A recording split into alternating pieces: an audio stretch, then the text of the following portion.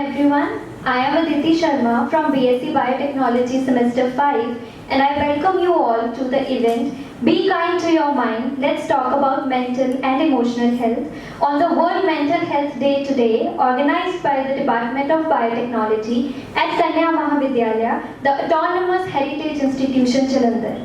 I would like to start by thanking our worthy Madam Principal, Professor Dr. Azima Sharma Dwivedi, for letting us conduct these insightful events in our department. Her support for mental health awareness is generally appreciated.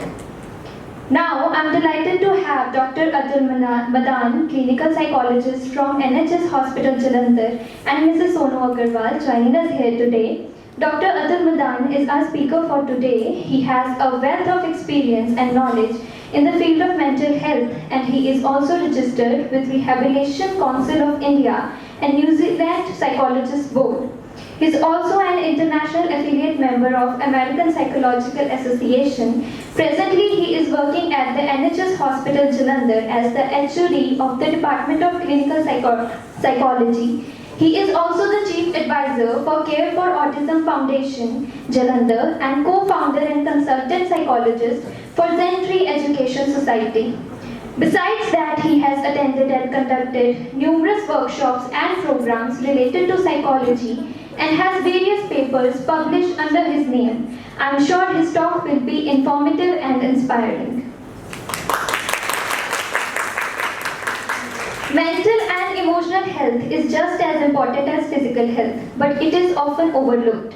This event is an opportunity for us to come together and talk about the importance of mental and emotional health and to learn how to take care of ourselves and each other. I hope that you will find this event informative and helpful. Now I would like to invite our speaker for today, Dr. Atul Madan. Please join me in welcoming him with a round of applause. So, good afternoon everybody. So, सबसे पहले हमारी तो चलो जो एक introduction देनी थी वो हो गई।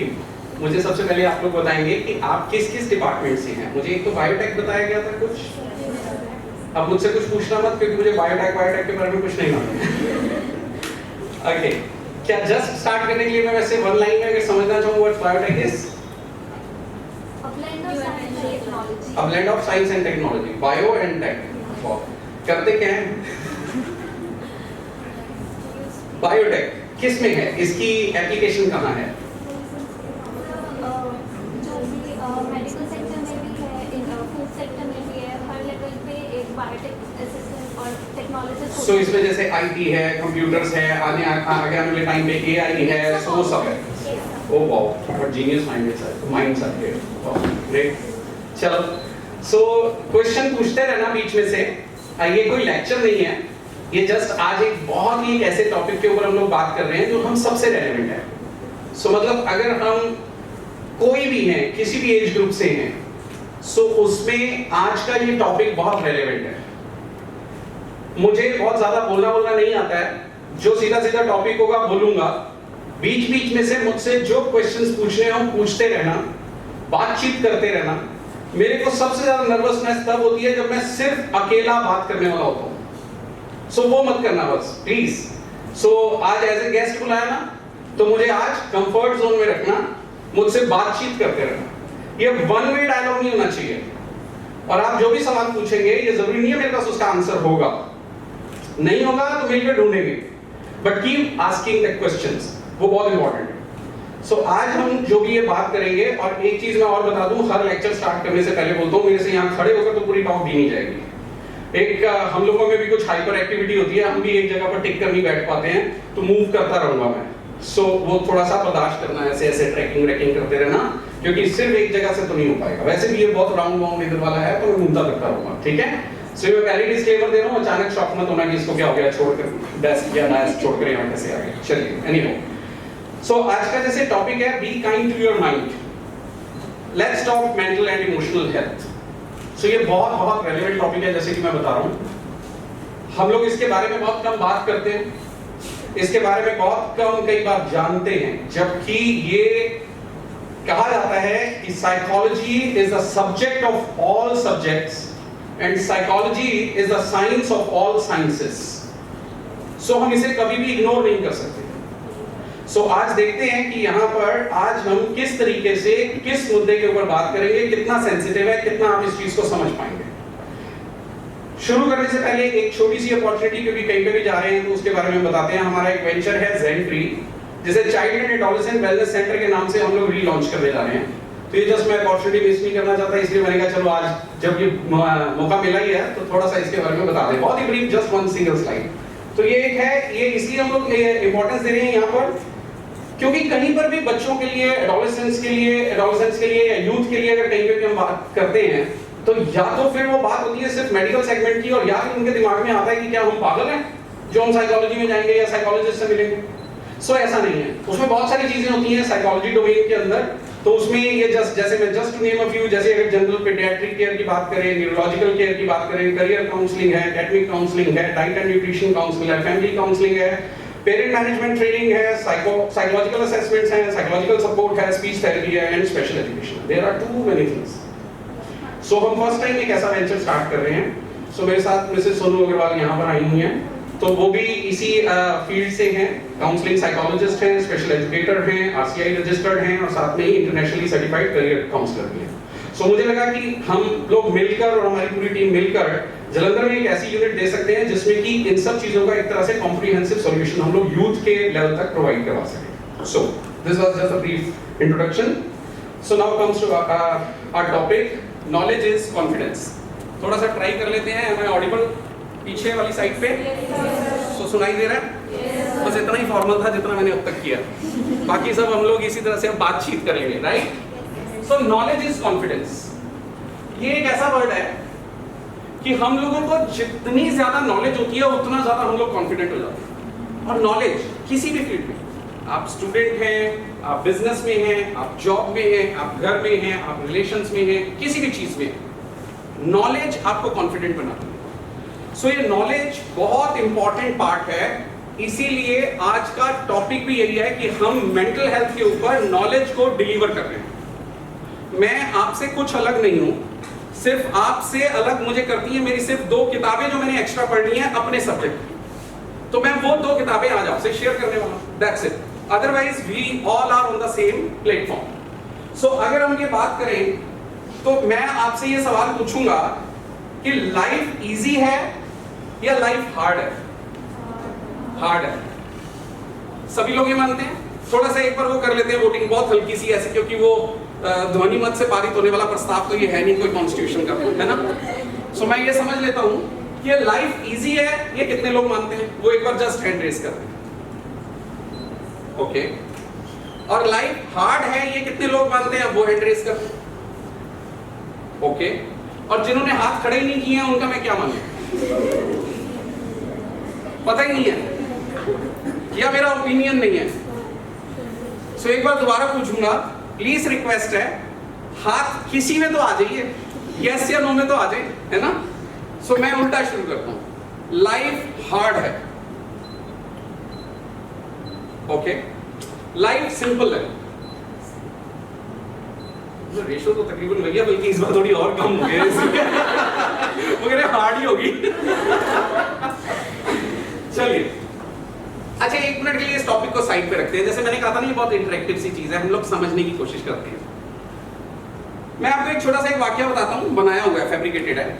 मतलब वाकया ये है कि एक जगह पर बोर्ड का एग्जाम हो रहा है और सब बच्चे बोर्ड का एग्जाम 12th का पास कर, मतलब अंदर पेपर देकर बाहर निकले। जैसे ही वो बोर्ड का एग्जाम खत्म हुआ, मैं एक जर्नलिस्ट की तरह एक माइक लेकर उनके पास पहुंचा और मैंने एक बच्चे को पकड़ा। मैंने कहा, बेटा आज का क्वेश्चन पेपर कैसा था? पूछो मत, बहुत टफ था, इतना तो आउट ऑफ सिलेबस आया था। I am going to fail, I am going, it was so tough today. मैं थोड़ा सा आगे गया, मैंने कहा, बेटा आज का क्वेश्चन पेपर कैसा था? हाँ, इट वाज ओके ओके, ठीक है, पास हो जाऊंगा, ठीक है। सो आज ठीक सा था। मैंने कहा चलो एक और ट्राई कर लेते हैं। मैंने एक और ट्राई किया, बेटा आज का क्वेश्चन पेपर कैसा था? Oh, it was super easy, wonderful, I am going to top. और मैं कंफ्यूज। इसका मतलब आज इस एग्जामिनेशन हॉल के अंदर 3 तरह के क्वेश्चन पेपर गए थे। एक इजी गया था, एक एवरेज सा गया था और एक मुश्किल गया था, है ना? ऐसा ही था ना? ऐसा ही होता है। आप सब लोगों के एग्जामिनेशन हॉल में 3 तरह के क्वेश्चन पेपर आते हैं क्या? नहीं, लेकिन वो लोग तो बोल रहे थे। एक ने कहा क्वेश्चन पेपर मुश्किल था, एक ने कहा एवरेज था, एक ने कहा कि इजी था।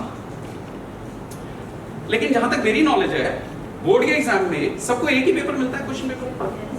तो फिर ये लोग अलग अलग क्यों कह रहे थे? इन्होंने 3 क्वेश्चन पेपर क्यों बोले मुझे? 3 तरह के क्यों बोले? क्यों बोले? सिंपल सिंपल नहीं, या फिर नॉलेज, जिसको जिस सवाल का आंसर आता था उसके लिए वो इजी था, सिंपल फंडा है। यानी कि क्वेश्चन पेपर कभी भी आसान या टफ नहीं होगा। ये तो डिपेंड करता है कि वो तो एक सेट ऑफ क्वेश्चनर है। अगर मुझे उन सवालों के जवाब आते हैं तो वो इजी है, नहीं आते हैं तो टफ है। सो तो बेसिकली मेरी नॉलेज तय करेगी, है ना, कि क्वेश्चन पेपर टफ है या इजी है। चलो, अब इस पॉइंट को हम लोग बाद में डिस्कस करते हैं। ये अभी मैं बीच में छोड़कर साइड पे करता हूं, अपने पहले वाले सवाल पर आता हूं। लाइफ इजी है या हार्ड है? इजी। हाथ खड़े करो। 2-4 पड़ गए। गुड। चलो इसको छोड़ते हैं 1 मिनट के लिए, वापस आते हैं। स्विमिंग आसान है या मुश्किल है? आसान है, क्योंकि मेरे लिए बहुत मुश्किल है। मैं तो 5 से भी 6 फीट दूर ही रहता हूँ कहीं स्लिप स्लिप ना हो जाऊं। मतलब मुझे बड़ी मुश्किल लगती है ये। सो इसीलिए मैं आपसे पूछ रहा हूँ, स्विमिंग आसान है या मुश्किल है? ट्राई तो मैंने 2 बार कर दिया, बीच में मैं गिर गया। ऐसा इसका मत दिलवाओ, प्रैक्टिस नहीं करी। सब क्या लग रहा है पीछे? और स्विमिंग आसान है या मुश्किल है? It depends. जिसको आती है उसके लिए इजी है, जिसको नहीं आती उसके लिए मुश्किल है। सो मैं सवाल क्या है मेरा? मैं फिर से एक बार सवाल अपना बोल रहा हूं, स्विमिंग आसान है या मुश्किल है? सो मैं बार बार आपके इसी पॉइंट के ऊपर बात कर रहा हूं, कोई भी चीज आसान या मुश्किल नहीं है। It's a technique, it's a strategy, it's knowledge. कैसे करना है अगर वो पता है तो चाहे क्वेश्चन पेपर है और चाहे स्विमिंग है वो आसान। लाइफ आसान है या मुश्किल? सो हमेशा ये ध्यान रखिए, लाइफ ना इजी है ना हार्ड है। इसे इजी और हार्ड हम बनाते हैं, हमारी नॉलेज बनाती है। अगर हमें टेक्निक्स, स्ट्रेटजीज, तरीके इस्तेमाल करने आते हैं तो ये बहुत इजी है, नहीं तो ये बहुत टफ लगती है। सो इसीलिए मैं आपसे ये कह रहा हूं कि नॉलेज इज कॉन्फिडेंस। आज हम इसी चीज को समझने के लिए आ रहे हैं। मुझे अपनी लाइफ को इजी बनाना है या हार्ड बनाना है, उसके कुछ फंडास हैं, वो हम फंडास समझेंगे। उससे पहले लेकिन एक 4 मिनट की वीडियो है, साइलेंटली आप उस वीडियो को देखेंगे। अगर ये साउंड सिस्टम सब ठीक चल रहा है तो आई होप कि एक बार चलाते हैं तो चल रहे।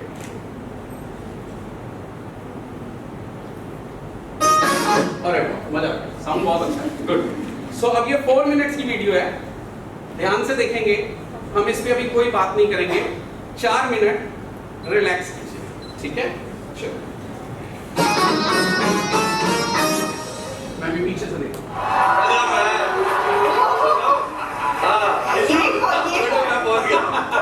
आपने दे दो, मेरे को कोई नहीं आया।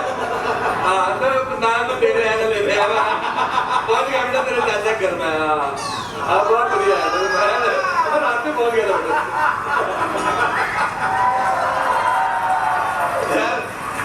अरे मैं दिल्ली से आया हूँ यार, तेरे से मिलने दूर है, मेरे को तरफ देख के मुंह मुड़ गया। मेरे को तेरा ये मिलना बिल्कुल पसंद नहीं है। मैं जरूर कह रहा हूँ, मेरे को बिल्कुल नहीं अच्छा लगा। अब बेटा जब तूने मेरे को अपना पर्सन या भाई बनाया तो मैं नहीं बेटा कर सकता था। अरे तू नाम कोई अपने भाई से बात करता है? नहीं करता है बात अपने भाई से। तेरे जैसे चालू आदमी मैं तेरा किधर पर्सनल रखूँ, तेरे रिश्ता कर रखना। आपको पता सब चलती ट्रेन से मेरे को धक्का दिया था इसने।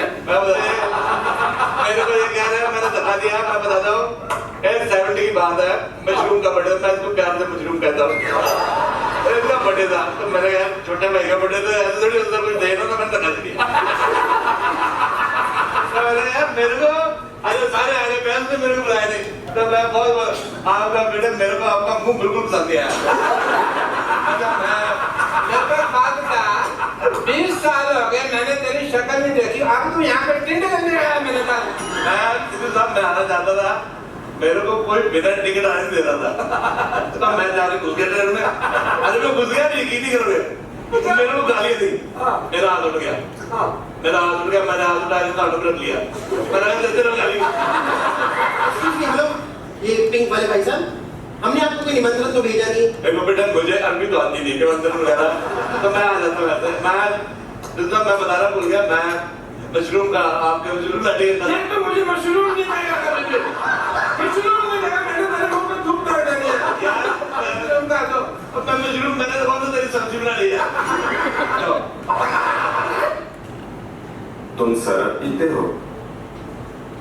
कब से पी रहे हो? करीब 20 साल से। रोज लगभग कितने की पीते हो? यही कोई 500 रुपए की। इसका मतलब एक महीने में 500 इंटू 30 15,000 रुपए की पी जाते हो। अगर साल भर की जोड़े तो 1,80,000 की हुई। और जैसा कि तुमने बताया कि 20 साल से पी रहे हो, तो अब तक तुम लगभग 36 लाख की शराब पी चुके हो। जी हाँ, मूर्ख आदमी, 36 लाख की अगर तुमने बचत की होती तो जानते हो आज तुम मर्सिडीज में घूम रहे होते। आप शराब पीते हैं? नहीं, बिल्कुल नहीं। तो आपकी मर्सिडीज कहाँ है?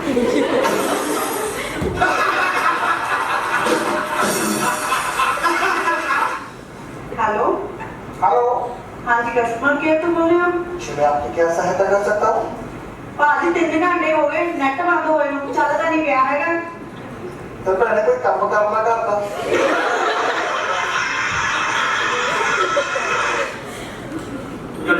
साफ पीता है, किडनी से थोड़ी सी स्वेलिंग है, दारू पी लो। हाँ जी, वो दारू। कहाँ दर्द हो रही है? डॉक्टर साहब फीस कम करोगे तो फिर बताऊंगा। फीस नहीं कम होगी। चलो फिर लाते रहो। शराब पी रहे और छाड़ के शराब छोड़ते और छाड़ के नहीं तो मेरे नहीं छाड़ते।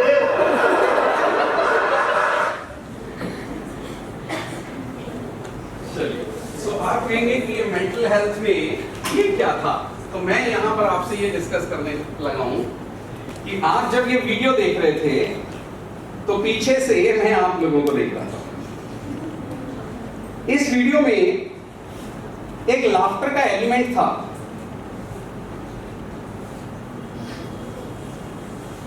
कोई खुलकर हंस रहा था, कोई इतना हंस रहा था, कोई इतना हंस रहा था, और कईयों में तो मुझे देखना पड़ रहा था कि वो हंस रहे हैं कि नहीं। बात तो सेम थी, टाइम भी सेम था, मौका भी सेम था। अगर मैं आपको यहां पर कुछ एक फोटोग्राफ्स दिखाऊं जो मैंने नेट से रैंडमली कलेक्ट किए हैं,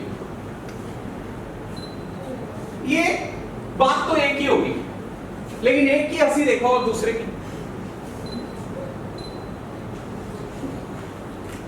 इसकी इसकी इसकी इनकी सेम फोटो में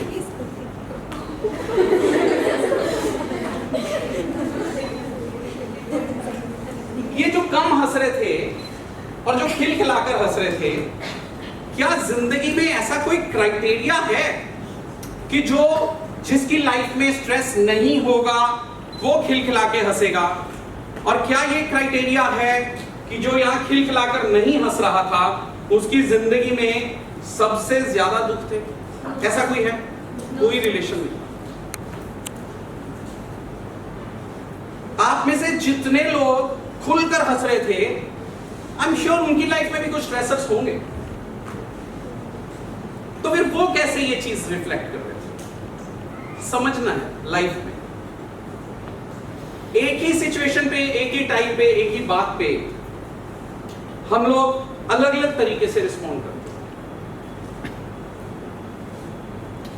सो जब हम मेंटल हेल्थ की बात करते हैं तो बहुत इंपॉर्टेंट है, नॉलेज इज कॉन्फिडेंस। हमें समझना पड़ेगा कि ये क्या होता है। ये सब क्या है? हमारी अपनी एक परसेप्शंस कह लें चीजों को, या एक कह लें। मुझे एक बात बताएं, अगर मैं एक बात बोलूं कि स्ट्रेस यानी कि चिंता, अगर मैं एक बहुत सिंपल सी बात पूछूं कि चिंता किसे नहीं होती है, मैं हिंट दे रहा हूं कि है, एक पर्टिकुलर जवाब है जो मैं सुनना चाह रहा हूं। चिंता किसे नहीं होती है? कोई अंदाजा किसी के पास? जो प्रेजेंट में जी रहा हो। आज मैं सुबह से प्रेजेंट में जी रहा हूं। चिंता ये थी कि रास्ते में ट्रैफिक इतना जाम था कि मैं टाइम से पहुंचू ही नहीं पहुंचू, and I am extremely sorry, आपको उसकी वजह से 15-20 मिनट डिले हो गए।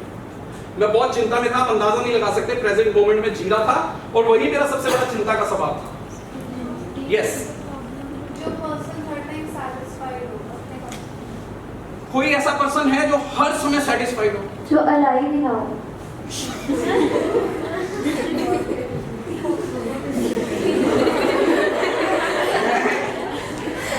ऐसा है, मैंने अपने पास कुछ ट्रॉफीज बना कर रखी हुई है।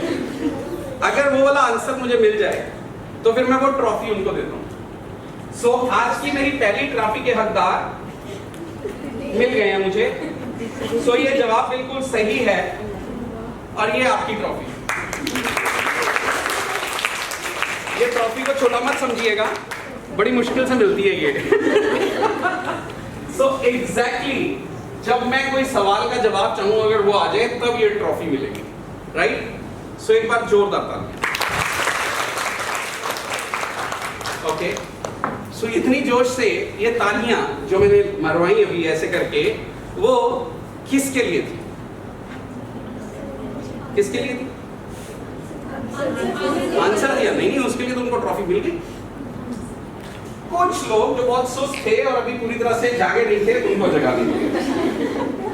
चलिए, सो एक ये चीज है कि चिंता के ऊपर से अगर बिंदी हटा दी जाए तो कहते हैं कि उसके ऊपर जो व्यक्ति होता है बस उसको चिंता नहीं होती।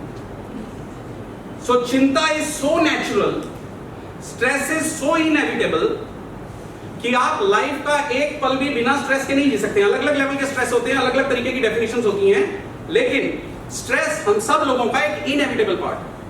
आई am feeling so stressed, I am feeling so depressed, I am feeling so anxious, these are just words, ये जो so exaggerated emotions. Stress is a part of life, ये हमेशा रहेगा और सबके साथ रहेगा, अलग अलग फॉर्म में रहेगा, अलग अलग समय में आता जाता रहेगा। आप इससे पूरी तरह से छूट नहीं सकते। तो आगे इसी के कॉन्टेक्स्ट में हम लोग बात करेंगे। अगर मैं यहाँ पर ये देखूं तो मेरे पास एक सिंपल सी लाइन है कि खुश कब होंगे। हम लोगों ने अपने अपने कुछ बनाए होते हैं, आप लोग जो बोल सकें वो बोल सकते हैं, दैट्स फाइन।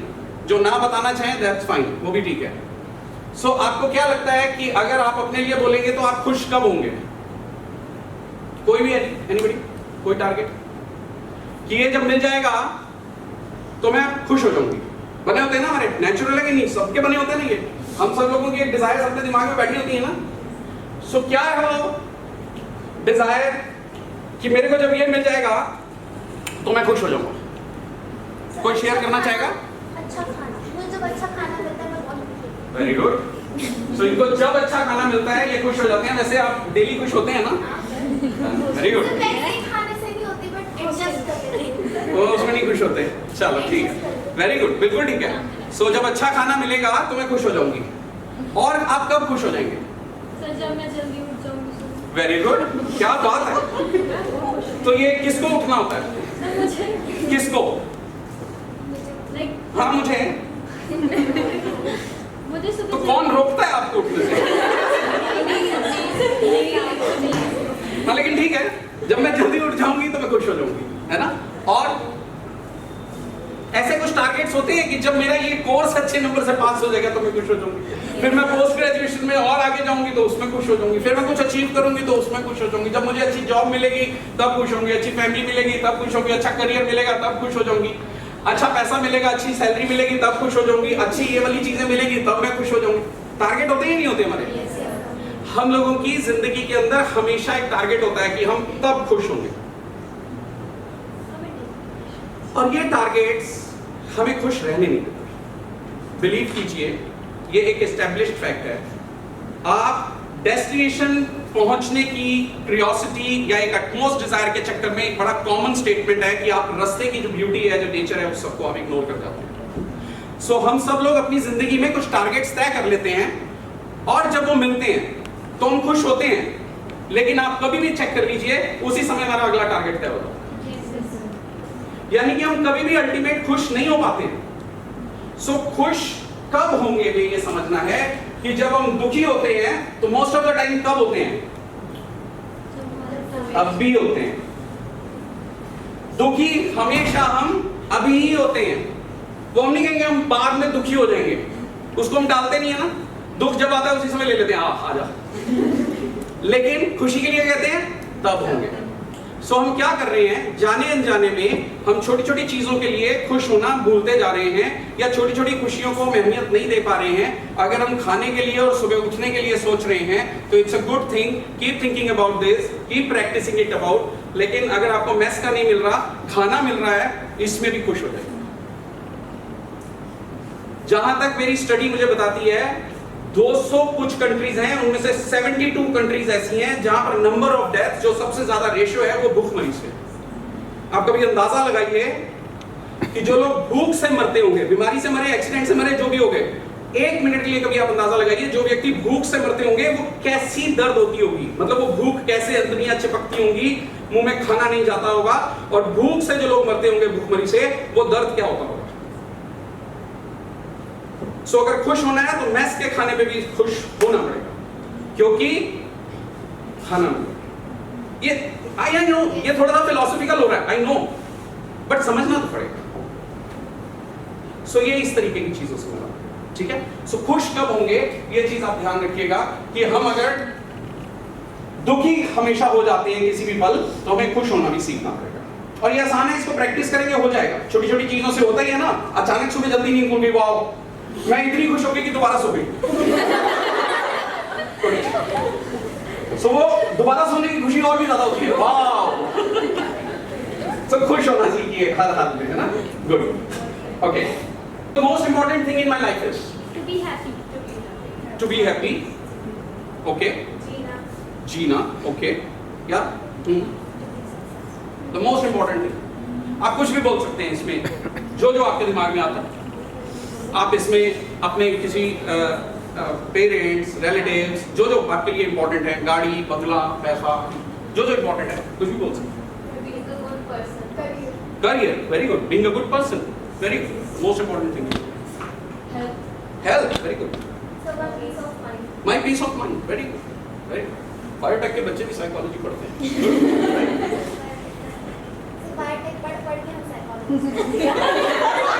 मैंने तो पहले ही कह दिया, psychology is the subject of all subjects,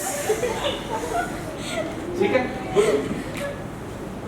the most important person in my life is me. इस दुनिया में अगर कोई इंपॉर्टेंट है मेरे लिए सबसे ज्यादा, तो वो मैं खुद हूं। मैं हूं तो सब कुछ। पीस ऑफ माइंड, यस, इसका पार्ट है। यहां से कुछ बोला था, हेल्थ उसका पार्ट है, यस। ज्यादातर जब हम सोचने के लिए बैठते हैं तो हमारे दिमाग में क्या आता है, मेरे लिए क्या क्या इंपॉर्टेंट है, मेरा बिजनेस, मेरा करियर, मेरी फैमिली, मेरी लाइफ जो आगे है, सारी चीजें, ये सब चीजें। लेकिन एक चीज को हमें बार बार समझना पड़ेगा, और ये मैं क्यों कह रहा हूं, अगले एक दो चीजें इसी के कॉन्टेक्स्ट में, ये मैं जस्ट एक फाउंडेशन बना रहा हूं ताकि जो आगे मैं बोलने जा रहा हूं आप उसको समझ पाए। द मोस्ट इंपॉर्टेंट पर्सन और the most important thing in my life is me. मैं ही सबसे ज्यादा इंपॉर्टेंट हूं। अगर मैं ठीक हूं, मैं खुश हूं, मैं स्वस्थ हूं, तो ही मैं सब चीजें इंजॉय कर पाऊंगा, नहीं तो कुछ भी इंजॉय नहीं कर पाऊंगा। सो इस चीज को ध्यान में रखते हुए अभी हम आगे चलते हैं। आपको पता है ज्यादातर लोग बहुत नेगेटिव हो जाते हैं। मैंने कई बार किसी से हम जनरल भी बात करें ना, आपने भी ये गौर किया होगा, और भाई कैसे हो, ठीक है, और भाई कैसे हो, चल रहा है, हाँ भाई, और भाई कैसे, कट रही है।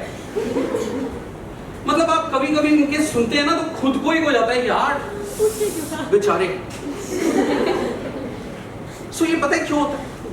हम सब लोगों ने ना अपने अंदर कुछ नेगेटिविटी इकट्ठी कर ली है जाने अनजाने में, and it's a very natural process. मैंने क्या कहा, मैं आपसे अलग नहीं हूं, सिर्फ इस सब्जेक्ट की 2 किताबें एक्स्ट्रा पढ़ी है, दैट्स इट, और वही मैं आपसे शेयर करने जा रहा हूं। हम सब लोगों के अंदर नेगेटिविटी किसी ना किसी तरीके से कुछ बननी शुरू हो जाती है। उसके जो मैंने अपनी नजर से, अपने एक्सपीरियंस से, अपने स्टडी से, क्लाइंट्स को स्टडी करके जो मैंने देखा है, उसमें मुझे 2 फैक्टर्स मिले। सबसे पहला फैक्टर है एक्सपेक्टेशंस, दूसरा है लैक ऑफ शुक्राना। मैं इन दोनों चीजों को अभी आपसे बात करूं।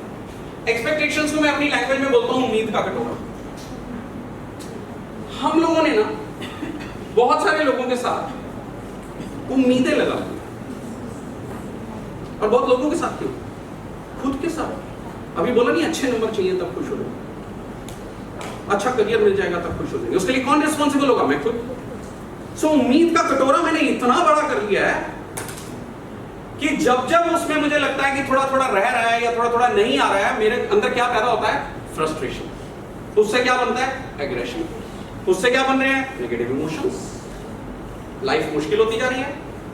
सो मैंने क्या किया है, उम्मीद का कटोरा बहुत बड़ा कर दिया। दूसरे को ऐसा करना चाहिए, उसको मेरे साथ ऐसा करना चाहिए था, मैं जब उसके साथ अच्छा करती हूं वो मेरे साथ क्यों नहीं करता, या वो मेरे साथ ऐसा क्यों नहीं करती? जब उसकी जरूरत थी मैंने उसके साथ किया कि नहीं किया? आज मेरी जरूरत है, मेरा फोन भी नहीं उठाती है। कुछ भी। हम लोग क्या कर रहे हैं, हमने दूसरों से एक्सपेक्ट करना ज्यादा शुरू कर दिया, और ये जाने अनजाने में हम सब लोग करते हैं। हम सब लोग इंक्लूडिंग मी, मैं कोई मंगल ग्रह से नहीं आया हूं, एक ह्यूमन बीइंग हूं, यही पैटर्न चल रहे हैं। बट अगर हमने इसको जान गए, नॉलेज इज कॉन्फिडेंस, पता चलना शुरू हो गया और उसको अप्लाई करना शुरू कर दिया, तो बहुत बड़ा डिफरेंस आना शुरू हो जाएगा। इसीलिए आज हम मेंटल हेल्थ के ऊपर इस चीज की बात कर रहे हैं। उम्मीद का कटोरा इसलिए कहा जाता है जितना छोटा हो सके कर लो, बेटर तो ये है उल्टा करके रखो। आपने जो करना है वो आपकी खासियत है, वो आपकी पर्सनैलिटी है, आप कीजिए लोगों का भला, उससे आपका ऊपर आएगा जो मोरल है या जो आपकी सेल्फ एस्टीम है वो ऊंची हो जाएगी। बट ये मत सोचिए कि मैंने जितने किलो किया था वो भी उतने ही किलो करेगा, ये नहीं हो पाएगा, पॉसिबल नहीं है। हर व्यक्ति अलग है, हर व्यक्ति की प्रायोरिटीज अलग है।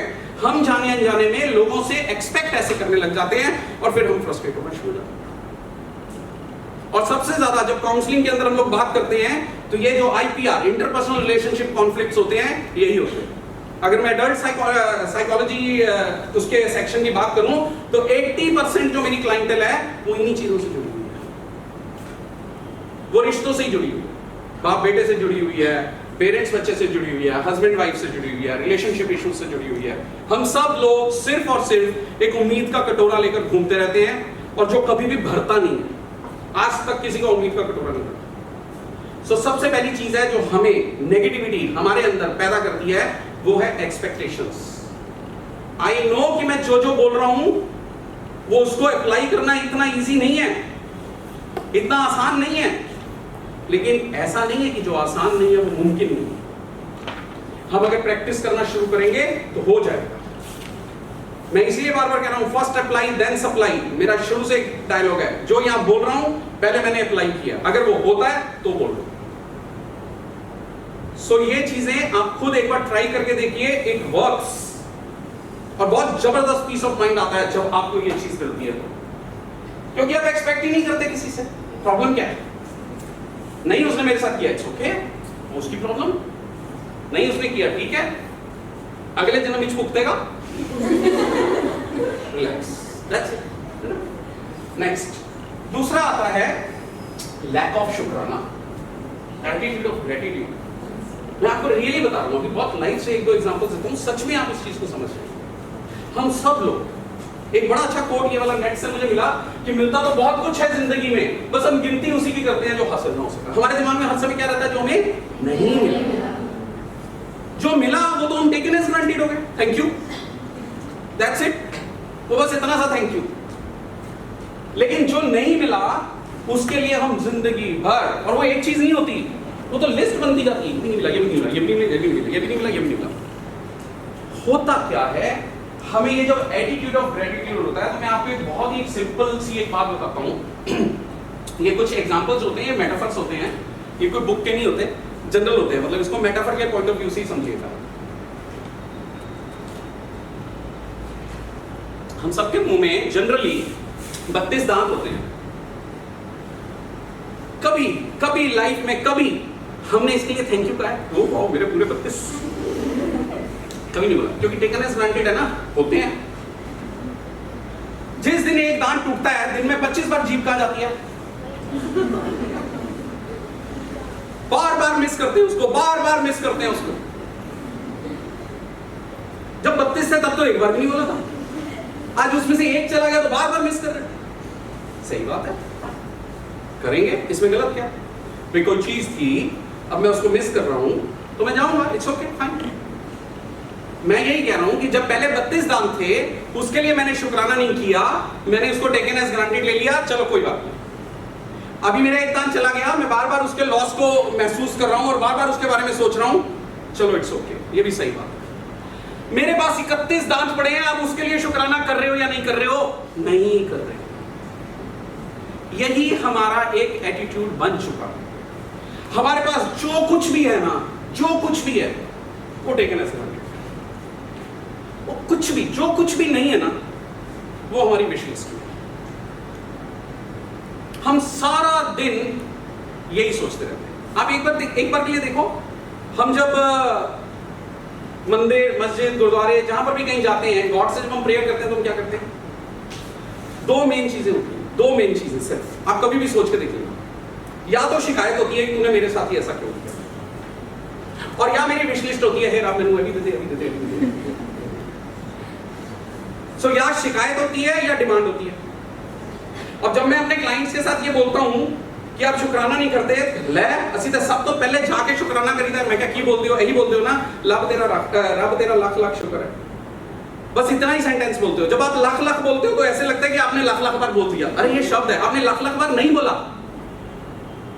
आपने जब शुक्राना किया तो सिर्फ इतना ही बोला कि रब तेरा लाख लाख शुक्र है, वो सिर्फ एक शब्द है। 100% में से 5% की स्टेटमेंट आपकी ये होती है, 95% की रब है तू मेरे नाल की मैंने मुझे तक क्यों नहीं देता। और वैसे भी जब हम मांगने लगते हैं तो कितना डिस्क्रिप्टिव मांगते हैं ना उससे। एनए मरले का प्लॉट चाहिए, एनी मंजिला बनाना है, ऐसे कॉलोनी ची लेना है, ए वाली कार लेनी है, ए वाला मॉडल लेना है, ए वाला कलर लेना है। हर चीज कितनी डिस्क्रिप्टिव मांगते हैं हम। और जब थैंक यू करने लगते हैं 13 लाख बस, उस तो बाद अपनी पर्ची। हम लोग ना जाने अनजाने में पता है क्या कर रहे हैं, हम अपने अनकॉन्शियस माइंड को एक मैसेज दे रहे हैं कि वी आर बेचारास, वी आर डिप्राइव्ड। हमारा अनकॉन्शियस माइंड हमारे वही थॉट्स हमारे बिहेवियर में ले आता है। हमें ये नजर आना शुरू हो जाता है कि हमारे पास तो कुछ है ही नहीं, क्योंकि हमारे पास ये भी नहीं है, हमारे पास ये भी नहीं है, हमारे पास ये भी नहीं है। एंड आई एम 100% श्योर आप में से जितने लोग यहाँ बैठे हैं उनमें से मैक्सिमम लोगों के साथ पास बहुत सारी ऐसी चीजें हैं जो बहुत सारे लोगों का सपना भी नहीं बन पाती है। आप कभी भी एक बार सोच कर देखिए, लोग सोच भी नहीं पाते हैं उन चीजों के लिए जो आप में से कई लोगों को बहुत सारी चीजें ऐसे हासिल होंगी, और कुछ तो ऐसी हैं जो कि 100% बहुत फिलोसफिकल बात कर देता हूं, डिसेबिलिटीज, जिस सेक्शन में हम काम करते हैं, disabilities by birth with that. And touch wood हम सब लोग उस एंगल से कहीं ऊंचे। शुक्राना, अभी भूखमरी की बात हुई थी ना, आप पढ़कर देख लीजिएगा, कोई यही है, कोई रिपोर्ट मैंने पढ़ी थी, 72 कंट्रीज की जो इतनी डेथ होती है उसमें से जो मैक्सिमम नंबर की जो रेशियो आती है वो भूखमरी है। भूख सोचा है, मुझे आप लोग सोचकर बता दो, आप में से कब ऐसा मिला जो कि पुरानी हिंदी फिल्मों की तरह से सो जा बेटा सो जा, पानी पीकर सो जा, पापा आएंगे तो तेरे लिए खाना लेकर आएंगे, ऐसे वाला हमने सीन देखे हुए फिल्मों में। आप में से किसकी लाइफ में ऐसा कोई दिन आया? लेकिन क्या हमने कभी ऐसे शुक्राने किस लेवल तक रज रज के किए ही नहीं, क्योंकि हमारी विश लिस्ट ही इतनी लंबी होती है कि हमारे पास जो है उसका मैसेज को हमने यहां पर फीड ही नहीं करना, क्योंकि वो तो टेकन एज ग्रांटेड है। तो हर समय क्या हो रहा है, हम हर समय किसी ना किसी लेवल के ऊपर नेगेटिव थिंकिंग में जा रहे हैं। जो चीज इकट्ठी करेंगे वही तो बनता जाएगा ना। सो इसीलिए मैंने कहा कि नेगेटिविटी क्यों हो रही है, दो चीजों की वजह से, एक एक्सपेक्टेशंस की वजह से और दूसरी हमारी लैक ऑफ शुक्राना की वजह से। सो हमें इस चीज को रियलाइज करना पड़ेगा और इस एंगल से हमें देखना होगा। जस्ट वैसे ही नेट पे देख रहा था कि किसी ने कोई बनाया हुआ, आई एम ग्रेटफुल फॉर, जो मर्जी लिखते रहो, जो मर्जी लिखते रहो। सो कुछ भी, सो आप लोग अपना एक थॉट जर्नल, थैंकफुलनेस वाला जर्नल जो होता है अपना बनाएं, अपना लिखें।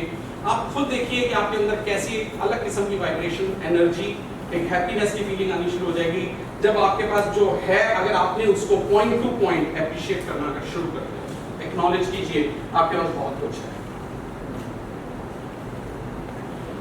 ये दुनिया का सबसे मुश्किल काम है, माफ कर दो, ये बहुत मुश्किल काम है। और मेंटल हेल्थ अगर किसी चीज से डिस्टर्ब होती है तो इससे हम लोगों को माफ नहीं करता। हम छोटे छोटे बच्चे जैसे जैसे समझ आनी शुरू हो जाती है ना, उसी समय से बदले की भावना, रिवेंज, उसने मेरे साथ ऐसा किया, ये हो गया, वो हो गया, तो मैं उसको कभी माफ नहीं कर सकता।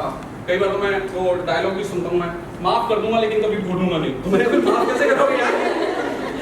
आप कहते हो माफ कर दो, मैं कर दूंगा, लेकिन मैं कभी भूलूंगा नहीं, और मैंने तो फिर माफ कैसे करोगे? सो ये चीज है, हम लोग माफ करना सच में, मैं एक्नॉलेज करता हूँ, बहुत मुश्किल है।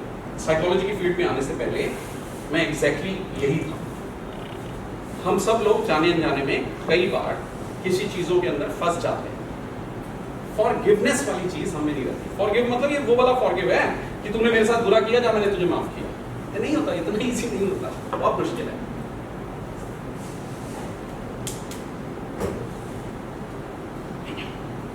मैं एक चीज कहता हूं कि अगर किसी ने आपके साथ बुरा किया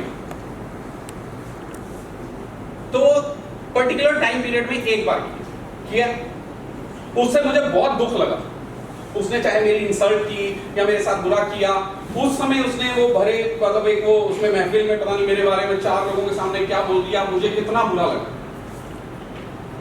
बार बार मेरे दिमाग में वो बात आती है, नेचुरल है, आएगी, क्यों नहीं आएगी? लेकिन एक चीज ध्यान रखिए, जिसने आपके साथ बुरा किया था वो उस वक्त किया था, एक बार किया था, और आप उस बुरे को हर रोज, हर सैटरडे, हर संडे, हर अपनी मीटिंग में, गेट टुगेदर में आप याद करते हैं उसको बार बार, और आप बार बार दुखी होते हैं, सेम फीलिंग लेकर आते हैं, क्योंकि वो जो फीलिंग उस समय आपको दुख की वहां पर हुई थी, उसकी वजह से वो उस दिन हुई थी, एक बार हुई थी, और आप बार बार दुखी हो रहे हैं, बार बार दुखी हो रहे हैं। सो आपको सबसे ज्यादा दुखी कौन कर रहा है? वो कर रहा है या आप खुद कर रहे हैं? हम खुद कर रहे हैं, क्योंकि सबसे मजे की बात तो ये है कि जिसने मुझे दुख दिया था और जिसकी बात याद कर करके मैं दुखी हो रहा हूं, वो तो गोवा में छुट्टियां मना रहा है। मैंने देखा वो फेसबुक में बड़ी ऐश कर रहा था, उसको तो बेचारे को पता ही नहीं है कि मैं दुखी हो रहा हूं। आप ये पॉइंट देखो।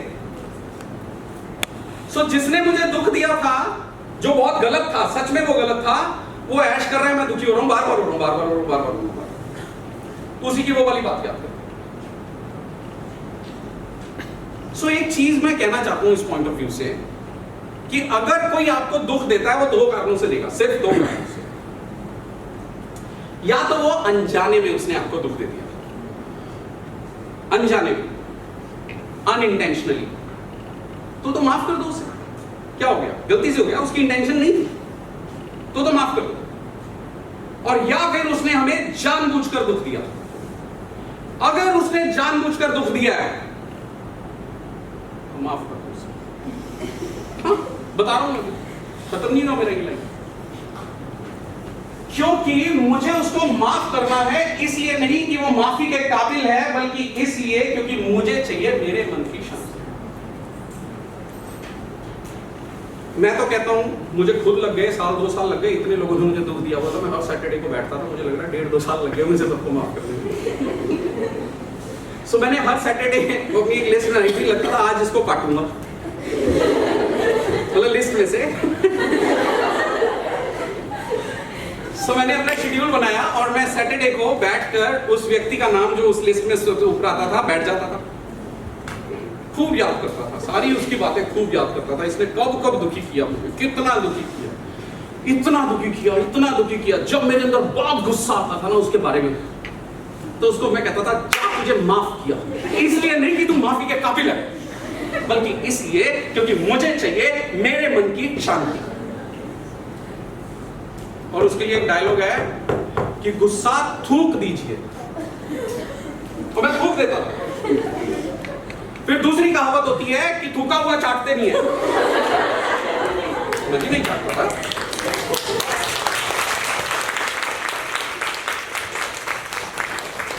मैं तो नहीं सो रहा था। अच्छा, पड़ोसियों के लिए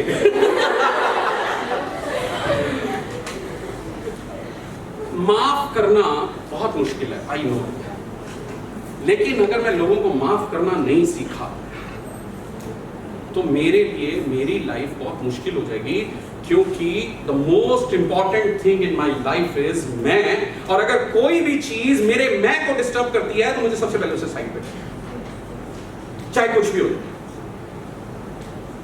मैं कर्मा थ्योरी में बिलीव करता हूं, मैं बोल दूंगा मेरा काम खत्म, या तो ट्रस्ट करो या ना करो, सीधी सी बात है। मैं करता हूं, तू ही देख लेंगे, मैं जा रहा बस कर, खत्म मतलब खत्म। और उस समय मैं ये कहता हूं, आपसे पूछ रहा हूं, आपका जो दुश्मन है, जो आपको दुखी देखना चाहता है, हाइपोथेटिकली मैं एक सवाल पूछ रहा हूं, आपका दुश्मन आपको दुखी देखना चाहता है, वो सबसे ज्यादा दुखी कब होगा? सब जानते हैं, सब लोग जानते हैं कि जब हम खुश होंगे तो मेरा दुश्मन सबसे ज्यादा दुखी होगा। तो ये तो एक पंथ दो काज हो गए, है ना? आप खुश हो जाओ ना, आप एक्सेल करो ना, आपको बदला लेने की क्या जरूरत है? आप आगे बढ़ते जाओगे, वो दुखी होता जाएगा, आप आगे बढ़ते जाओगे, वो दुखी होता जाएगा। आपको इससे बढ़िया और क्या चीज चाहिए?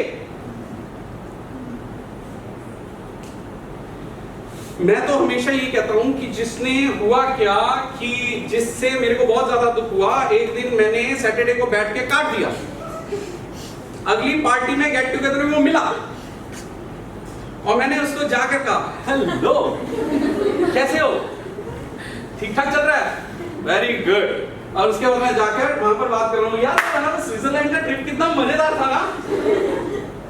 अब मैं पीछे मुड़ के नहीं देखूंगा, क्योंकि मुझे पता है कि वो परेशान है, हैरान है और दुखी हो रहा है क्योंकि ना इसको क्या हो गया और उसके बाद मैंने उसको कोई इंपॉर्टेंस ही नहीं दी, और उसके बाद उसको ये पता चल गया कि ये बहुत खुश है, ये तो एंजॉय कर रहा है।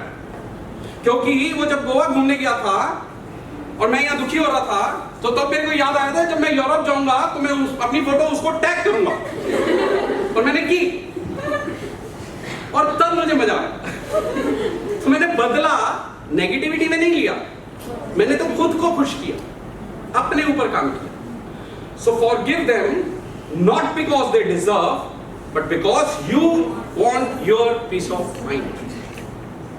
लाइफ इजी है या मुश्किल है, ये आपके हाथ में, सीखना पड़ेगा। कुछ टेक्निक्स हैं, कुछ स्ट्रेटेजीज हैं, और सीरियसली मैं आपसे बता रहा हूं, आप इसको थोड़ा अप्लाई करके देखिए, आपको कुछ टाइम के बाद मजा आना शुरू हो जाएगा। आपको लगेगा कि लाइफ जीने का अंदाज तो यही होता है। हम कहां आज तक सोच रहे थे छोटी छोटी चीजों से। सो मेंटल हेल्थ के लिए ये चीजें जरूरी हैं, परसेप्शन के लिए, चेंज लाने के लिए। सो एक बायोलॉजिकली थोड़ा सा समझ लीजिए, हमारी बॉडी के अंदर एक स्ट्रेस हार्मोन बनता है जिसे कॉर्टिसोल कहते हैं, और एक हैप्पी हार्मोन है जिसे एंडोर्फिन कहते हैं। स्ट्रेस इज इनएविटेबल, वो तो बनता ही रहेगा। स्ट्रेस हमेशा डिस्ट्रेस से नहीं आता, हमेशा यूस्ट्रेस से भी आता है, यानी कि पॉजिटिव चीजों से भी स्ट्रेस आता है, नेचुरल। मतलब आज मान लो मुझे कहीं घूमने जाना है, तो उसके लिए वो पैकिंग करनी है, घूमने जाना है, ट्रेन पकड़नी, प्लेन पकड़ना है, वो भी एक स्ट्रेस है। सो आपको हर चीज में स्ट्रेस मिलेगा और वो जरूरी है, उसके बिना लाइफ चलती नहीं है, क्योंकि स्ट्रेस होगा नहीं तो आप कुछ करेंगे नहीं। लेकिन अगर स्ट्रेस प्रोलॉन्ग चलता रहेगा और कॉर्टिसोल एक लेवल से ऊपर हो जाएगा, तो उसका एक नेगेटिव फीडबैक बनता है। नेगेटिव फीडबैक लूप बनने से हमारे फिजियोलॉजिकल एंड साइकोलॉजिकल दोनों हेल्थ के ऊपर असर आना शुरू हो जाता है। सो कुदरत ने हमारी बॉडी के अंदर एक ऐसा सिस्टम रखा हुआ है कि स्ट्रेस तो इनएविटेबल है, यानी कि कॉर्टिसोल तो बनेगा ही बनेगा। उसको चेक करने के लिए हमें एक चीज दी गई है, एंडोर्फिन। अगर आप इसको scientifically medical point of view से थोड़ा सा भी पढ़ने की कोशिश करेंगे तो आपको पता चलेगा कि ये उसका एक एंटीडॉट है। एंडोर्फिन अगर हमारी बॉडी के अंदर अच्छा बनता रहेगा तो वो कॉर्टिसोल को हमेशा चेक में रखेगा, जितना चाहिए उतने लेवल पर ही रखेगा, हमारी बॉडी के ऊपर उसका टोल नहीं आने देगा। अब बात यह आती है कि एंडोर्फिन कैसे बनेगा। नॉलेज इज कॉन्फिडेंस के बेसिस के ऊपर इसको समझना। ये तीन चीजों से बनता है। सबसे पहला लाफ्टर। हम अगर हंसेंगे नहीं तो हमारे ब्रेन से एंडोर्फिन रिलीज होगा। मतलब एंडोर्फिन कई चीजों से मिलता है, एक तो ट्रिप्टोफैन केला खाने से, चॉकलेट से, कॉफी से, कुछ चीजों से मिलता है। लेकिन कितने केले खा लोगे, कितनी कॉफी पी लोगे, कितना चॉकलेट खा लोगे, तो वो इतना मिलता है। तो बल्क में जो एंडोर्फिन मिलता है वो सिर्फ 3 चीजों से मिलता है। उसमें से पहली चीज है लाफ्टर। तो मेरा एक स्टेटमेंट है कि fake it till you make it. जब तक असली हंसी नहीं आ रही आप नकली हंसी हंसिए, क्योंकि जब हम फेशियल मसल्स को मूव करवाकर जब हंसते हैं तो हमारे पिट्यूटरी ग्लैंड को एक मैसेज जाता है और वो एंडोर्फिन रिलीज कर देता है। So it's a natural mechanism, आप कभी भी पढ़कर देख सकते हैं इसको। सो हमारा ब्रेन इतना मासूम है कि उसको ये नहीं पता कि मैं असली हंसी हंस रहा हूं या नकली हंसी। मैंने हा हा हा करके हंसना शुरू किया, जो कि लाफ्टर थेरेपी, योगा होगा, जो भी होता है, सो वो ऑटोमेटिकली बस वो एंडोर्फिन रिलीज कर देता है। सो ये कितनी अच्छी एक नॉलेज के पॉइंट ऑफ व्यू से बात है कि fake it till you make it. जब तक असली हंसी नहीं आ रही, नकली हंसी हंसनी शुरू कर दो, धीरे धीरे असली आ जाएगी। दूसरा आता है एक्सरसाइज। एक्सरसाइज में भी आप कहीं पे भी पढ़ लीजिए, एक्सरसाइज के अंदर जब भी हम एक्सरसाइज करते हैं हमारे अंदर एंडोर्फिन रिलीज होते हैं, और इसीलिए एक्सरसाइज को हेल्थ के लिए बहुत अच्छा माना गया, psychological as well as physiological. तीसरा आता है कंटेंटमेंट। कंटेंटमेंट मतलब संतुष्टि। वो कब आएगी? जब मैं शुक्राना करना सीख जाऊं। सो 3 चीजें, लाफ्टर है, एक्सरसाइज है, शुक्राना। अब आप खुद समझ लो, knowledge is confidence. Again I am saying, बार बार इसलिए बोल रहा हूं क्योंकि आप इस चीज को भूलिए नहीं। स्ट्रेस इनएविटेबल है, आना ही आना है। आपके बुलाने से, नहीं बुलाने से, चाहने से, नहीं चाहने से कोई फर्क नहीं पड़ता, तो वो तो आना ही आना है। मुझे रोकने के लिए क्या पैदा करना है? एंडोर्फिन अपनी बॉडी के अंदर। सो वो किससे आएगा? 3 चीजों से आएगा। मुझे आप बता दो, हम लोग पूरे दिन में क्या हम खिलखिलाकर हंसते हैं?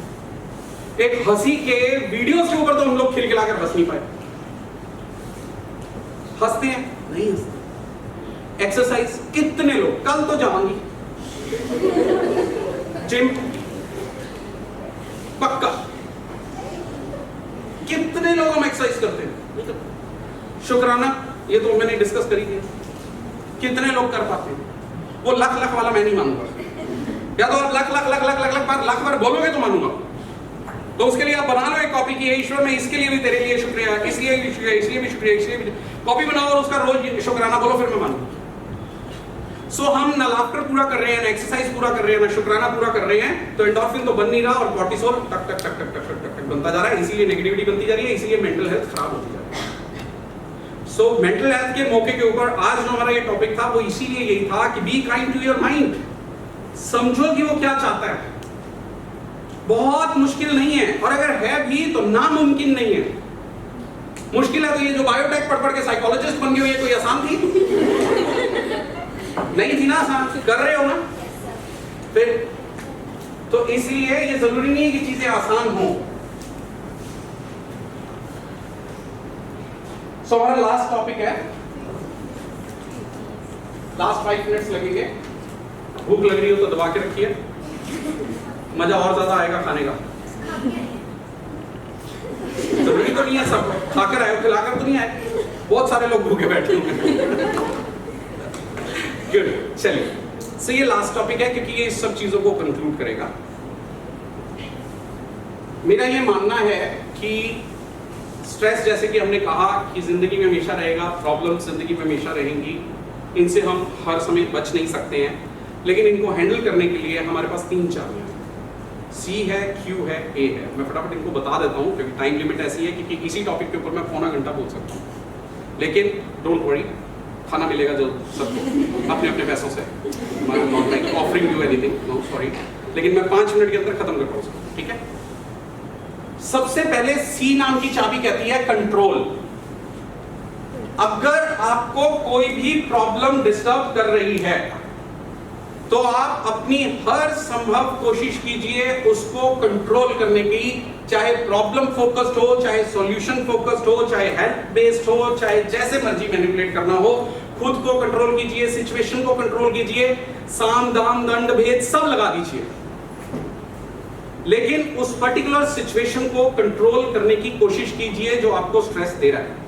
अगर आपने अपनी उस प्रॉब्लम को कंट्रोल कर लिया तो लाइफ इजी हो जाएगी। बट आई फुली एग्री कि हर बार हर परिस्थिति को आप कंट्रोल नहीं कर पाएंगे। तो फिर हमारे पास दूसरी चाबी क्यू। क्यू का मतलब है क्विट।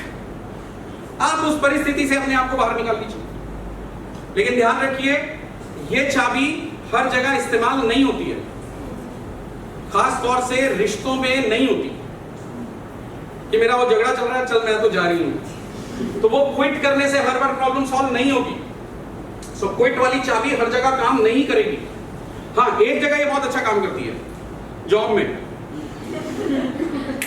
नहीं ठीक हो रहा, सारी कोशिश कर लो, कर लो कोशिश, जो करना है कर लो, नहीं हो रहा क्विट कर लो, लेकिन क्विट करने से पहले दूसरी ढूंढ लेना कोई।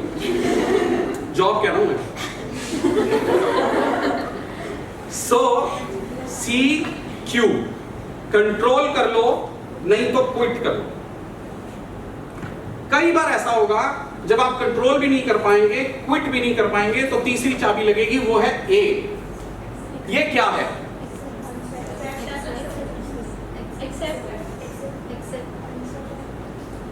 सॉरी बोल रहे, अब इतनी ट्रॉफियां मैं लाया भी नहीं। चलो, अब बोला तो ये थोड़ी सी इधर से जवाब आया था, थोड़ा सा इधर से आया था, जिसका नहीं आया था उसको छोड़ दे, ठीक है? पहली बार इतनी ट्रॉफियां मैं इकट्ठी दे रहा हूं।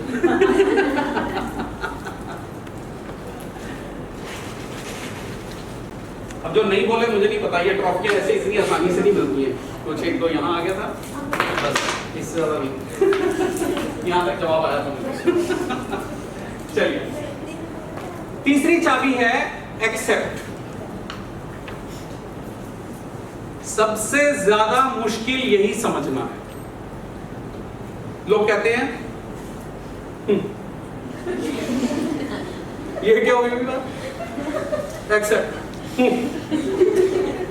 मुझे याद है जब मैं पहली बार ये कर रहा था, वो मेरा ऑडिटोरियम में था और उसमें तकरीबन कोई 125-150 लोग होंगे। जब मैंने ऐसे बोला, उसमें बहुत बड़े बड़े मतलब कुछ लोग बैठे हुए थे, highly educated, senior, super seniors. ये सबसे पहला रिएक्शन मैंने वहीं देखा।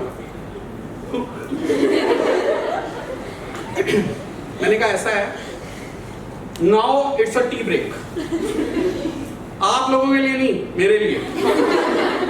मैं जा रहा हूं 15 मिनट के लिए टी ब्रेक पे, और आप लोग जितने भी हैं यहां पर ग्रुप्स बना लीजिए, और 15 मिनट के बाद आऊंगा। अगर किसी के पास चौथी चाबी हो तो मुझे दे देना। And I again challenge you, कुछ चीजों को रियलिटी के लेवल के ऊपर आपको इतना समझना पड़ेगा, चौथी चाबी नहीं है। या कंट्रोल करो, या क्विट करो, या एक्सेप्ट करो। This is the life. इसमें है हूं से कुछ नहीं चलेगा, जो रियलिटी है वो है ही है। You will have to accept that. Accept आप तभी करोगे जब बाकी के आप, मैंने पहले ही कह दिया, साम दाम दंड भेद सब लगा दो, प्रॉब्लम फोकस कर दो, सॉल्यूशन फोकस कर दो, क्विट कर दो, जो मर्जी कर लो। कुछ नहीं हुआ तो चुपचाप उसको एक्सेप्ट करो। कई बार लोग ये कहते हैं कि हम तो फिर क्विट कर रहे हैं, सुसाइड करने जा रहे हैं, खत्म हो गई, हमें तीसरी चाबी की जरूरत नहीं। मैं कहता हूं ये काम नहीं करेगा, बिकॉज मैंने पहले भी कह दिया कि मैं कर्मा बिलीवर हूं। मैं इन चीजों को लेकर चलता हूं। अगर आपको ये दुख भोगने थे तो भोग लो, नहीं तो जल्दी चले जाओगे, तो ये वाले दुख साथ लेकर जाओगे, फिर दोबारा अगले जन्म में आओगे, फिर वहीं से शुरू करोगे, और ज्यादा टफ हो जाएगा। बल्कि इस बार का जो आपने ऐसा काम किया, उसके भी नेगेटिव कर्मा साथ में जुड़ेंगे। That is not the solution. वो क्विट काम नहीं करेगा। एक्सेप्ट करने का मतलब ये है, मोस्ट ऑफ द टाइम जब हम सिचुएशन को एक्सेप्ट कर लेते हैं तो हम शांत हो जाते हैं। जब हम शांत हो जाते हैं तो हमारे दिमाग में और बहुत सारे सॉल्यूशंस मिलते हैं। ये एक नेचुरल मैकेनिज्म है, और या फिर ये एक समय चक्र है। बहुत सारी चीजें हमारे बिना कुछ किए भी कुछ समय के बाद ठीक हो जाती हैं, because change is the law of nature. परिवर्तन प्रकृति का नियम है। चीजें बदलनी है मतलब बदलनी है। आप ट्राई कीजिए। अभी आप बहुत यंग एज में हैं, आप जैसे जैसे इस लाइफ को एक्सपीरियंस करते चले जाएंगे, आप अपने आप को blessed, rather super blessed feel करेंगे कि हमें ये ह्यूमन लाइफ मिली थी। बहुत मजा है। अगर हम किसी चीज से, एक कोई इंग्लिश की कहावत है, मुझे याद नहीं है, मैं उसे हमेशा हिंदी में ही बोलता हूं, कि एक शांत समंदर में नाव चलाने वाला व्यक्ति कभी अच्छा नाविक नहीं बन सकता। क्योंकि अच्छा नाविक वही बनेगा जो एक उफनते हुए समंदर में से किश्ती निकाल कर लेकर जाएगा। वो आपको एक्सपर्टीज देता है, और उसके लिए आपको प्रिपेयर करो। छोटी छोटी चीजों से लड़ना सीखिए। लड़ना मतलब घर वालों से नहीं, सिचुएशन से। छोटी छोटी चीजों से लड़ना सीखिए। धीरे धीरे जब आप उस पर जीत हासिल करना शुरू करेंगे, आपका कॉन्फिडेंस बढ़ना शुरू हो जाएगा। आप अपने आप को डे बाय डे ज्यादा मैच्योर फील करना शुरू कर देंगे। और वही आपको लाइफ का रियल मजा देगा, यकीन मानो। सो मेंटल हेल्थ के लिए ये बहुत जरूरी है कि हम कुछ चीजों को समझ लें और उनको अप्लाई करना शुरू करें। चीजों को एक्सेप्ट करेंगे तो कुछ चीजों का आगे मैं सोच पाऊंगा, नहीं तो क्या होगा, हर समय वही रहेगा। मैं मेडिकल सेगमेंट में हूं, मेडिकल लाइन में काम करता हूं। कई बार एक क्रॉनिक पेन जैसी चीज होती है और वो पेन किसी भी चीज से ठीक नहीं होती है, वो 24 आवर्स पेन रहती है। तो आप उसमें क्या करते हैं, एक टाइम के बाद आप उसको एक्सेप्ट करते हैं, क्योंकि अगर मैं अभी पेन करता जा रहा हूं, मुझे कुछ समझ नहीं आ रहा, मैंने एक्सेप्ट कर लिया, पेन तो है मेरे पास, मैंने रख ली साथ में, अब मैं अपना काम तो कर रहा हूं कम से कम। It's okay, I know this is not easy, but not impossible. ये खाली थ्योरी नहीं है, ये रियल प्रैक्टिकल एक्सपीरियंसेस हैं लाइफ में। It works. जैसे जैसे आप आगे चलेंगे आप इस चीज को रियलाइज करेंगे।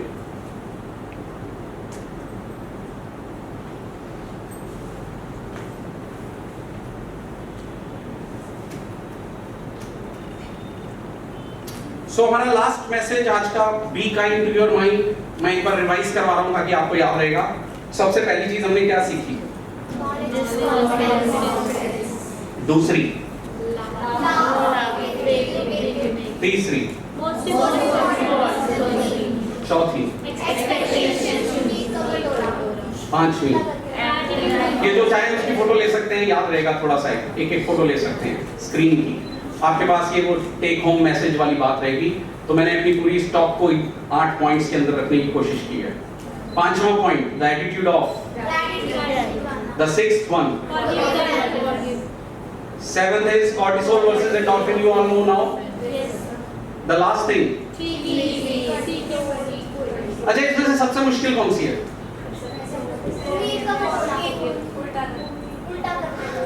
और सबसे आसान कौन सी है? कोई भी चीज ना आसान होती है ना मुश्किल होती है। इतना कराने के बाद वही, राम कौन थे, सीता कौन थी, रावण कौन था, मिशन अनसक्सेसफुल। यही है आज का मिशन, अनसक्सेसफुल। तो इनमें से कौन सी चीज सबसे मुश्किल है? सभी मुश्किल है, सभी आसान है। इसमें से कोई भी मुश्किल नहीं है, कोई भी आसान नहीं है, उल्टा है।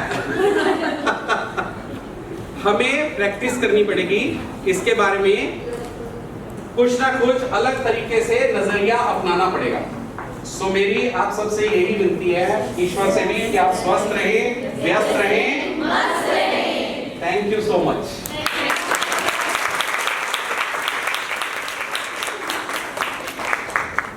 कि ये सारा सुन तो लिया, क्योंकि एक वन वे कम्युनिकेशन हो गई थी काफी हद तक। तो अगर आपको किसी को लग रहा हो कि इसमें से कोई एक ऐसा पॉइंट है जो हमारे दिमाग में चल रहा है और हमें पूछना है और टाइम नहीं लगेगा दोबारा, या कुछ भी ऐसा हो सकता है, तो प्लीज आस्क एनी क्वेश्चन। क्योंकि अब आप लोग तो स्कूल के बच्चे तो है नहीं जो टीचरों से डरेंगे। आपको टीचर डरते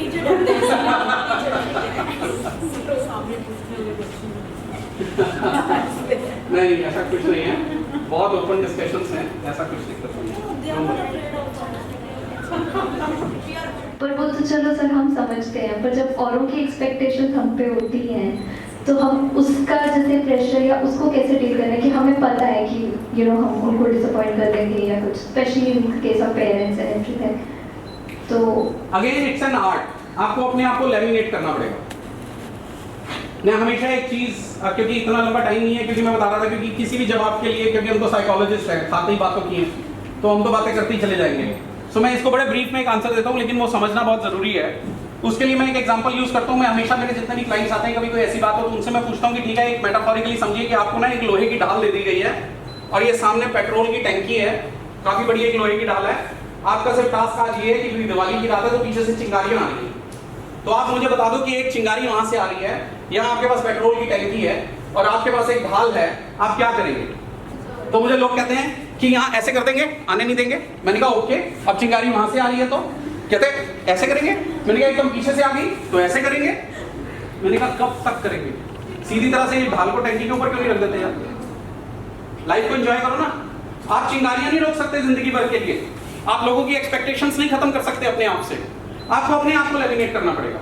आपको इसके लिए एक असर्टिवनेस की स्किल होती है, वो सीखनी पड़ेगी। आज के टॉपिक के स्कोप में नहीं है, बट आप लोग पढ़ सकते हैं कि व्हाट इज असर्टिवनेस।